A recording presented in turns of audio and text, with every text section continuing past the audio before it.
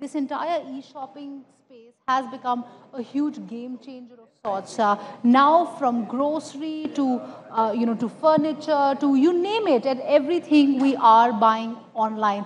In terms of 2019, what will be the trends that will the trends that we will see on a larger scale, and then I will, of course, come to the other panelists on how digital is shaping this trend in a huge way. Sure. So I think the lines are now blurring between the online e-commerce, so to say, or offline. And I think a couple of key things. One, I believe, will be there's a huge trend towards omni-channel in the true sense, right?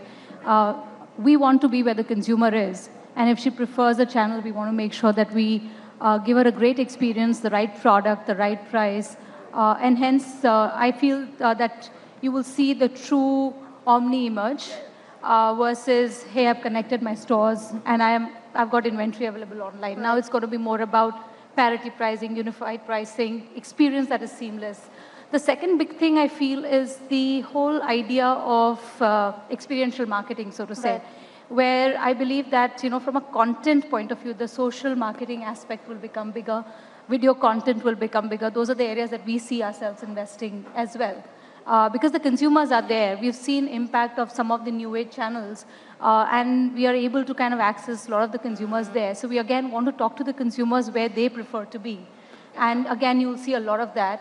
Video content will again be more about building that next level of whether it is communication, education, and content around it as well. In fact, Rahul, if I can come to you on that, how should one really harness the digital tools that are available? Like, people are already seeing stuff online, but how do you harness the digital tools in such a way that it benefits not just the consumers, but also companies?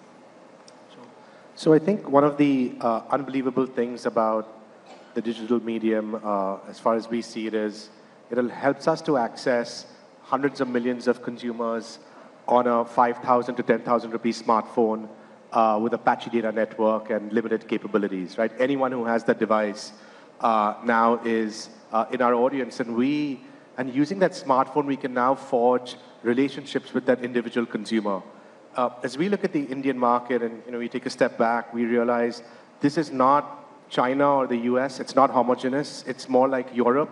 There's a lot of regional tastes and regional skew towards consumption patterns.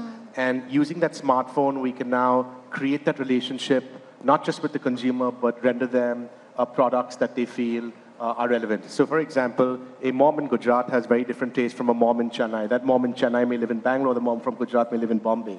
And once upon a time, we were very limited with what physical environments could help us do, and we had to solve for the majority.